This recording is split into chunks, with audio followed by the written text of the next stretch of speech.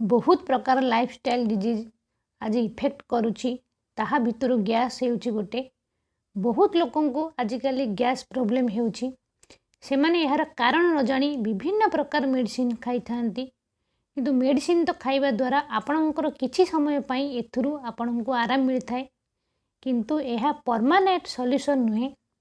यही वीडियो रे आमे जानिबा कौन करिबा जदि आपणको गैस प्रॉब्लम हेउची और यह को किपरि पूरा पूरी भलो करि परिबा।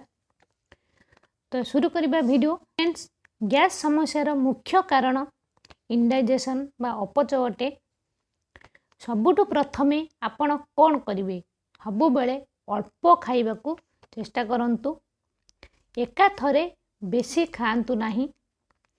एका थरे बेसी खाइले आपणको इंडाइजेशन प्रॉब्लम होई थाए। खाइबार गोटे निर्दिष्ट टाइम रखंतु। आपणको डाइजेस्टिव जूसेस और आपणको पूरा शरीर सही टाइम अनुसार निजको सेट करि थाए। यानी सही समय रे आपणको शरीर रे डाइजेस्टिव जूसेस बहुत भल भाव रे एक्टिव होई जिवो।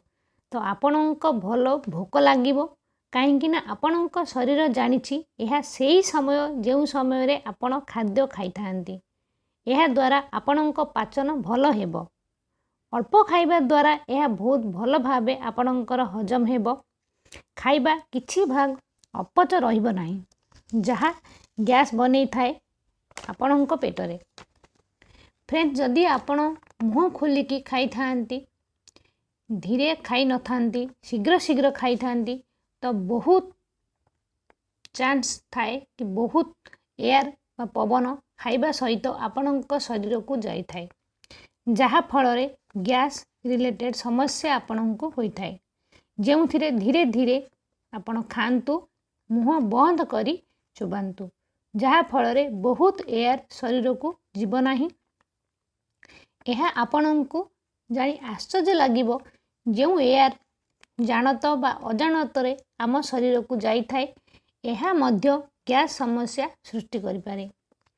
जो मानकु गैस प्रॉब्लम अछि से माने स्ट्रॉ यूज करंतु नाही।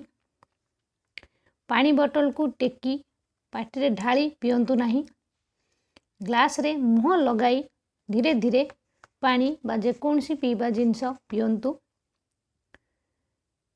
गैस रू बंचिबा पई एक भल उपाय हैला पान महुरी। फ्रेंड्स, जेते भली भी आपणको गैस प्रॉब्लम हेउची तो आपण मेडिसिन खाइबा पूर्वरु पान महुरी 1 चामच नहीं चोबाई खांतु। खाइबा परे परे बहुत लोकों संगे संगे सोई थांती। यह द्वारा डाइजेशन अधूरा रही थाए पाचन ठीक होई न थाए। खाइबा परे परे चला बुला करंतु आधा घंटा परे सोंतु। एक्सरसाइज भी आपणको पाचन शक्ति को ठीक करि थाए।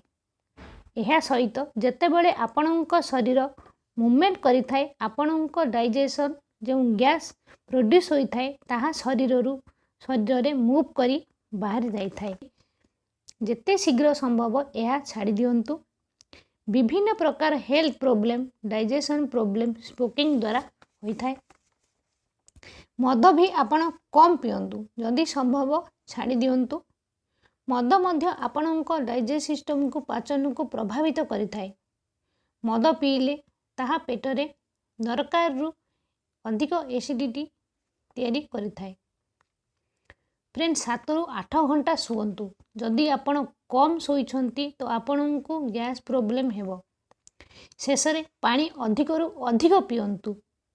जंक फूड दूरे रुहंतु जेउथिरे सुगर अधिक थिबो जहा बहुत छणा छणी होइथिबो जहा आपणको गैस सृष्टि करिवो ताकू आपण अवॉइड करंतु। ता आपणको पाचन रे प्रॉब्लम करि पारे। फ्रेंड्स, किछि रोग गोटे दिन रे आरंभ होई न थाए ताकू हेबा पई बहुत समय लागि थाए। सेहि परि जदि आपणको गैस प्रॉब्लम हेउची तो आपण भाबंतु नाही कि गोटे दिन रे यह आपणकर भलो होई जिवो। जदि आपण खाद्य रे कंट्रोल रखिबे ए सब नियम मानिबे एक्सरसाइज करिबे सबू टिप्स को आपण फॉलो करिबे तो 2-3 सप्ताह रे आपणको शरीर नॉर्मल होई जिवो। आपण गैस्ट्रिक टू मुक्ति पाई जिवे। तो फ्रेंड्स, आज वीडियो जदि आपण मानक पसंद आसताए तो लाइक निहाती करें आ चैनल को सब्सक्राइब निहाती करें तो पुणी देखा मो नेक्स्ट वीडियो रे। तब तक के लिए बाय बाय।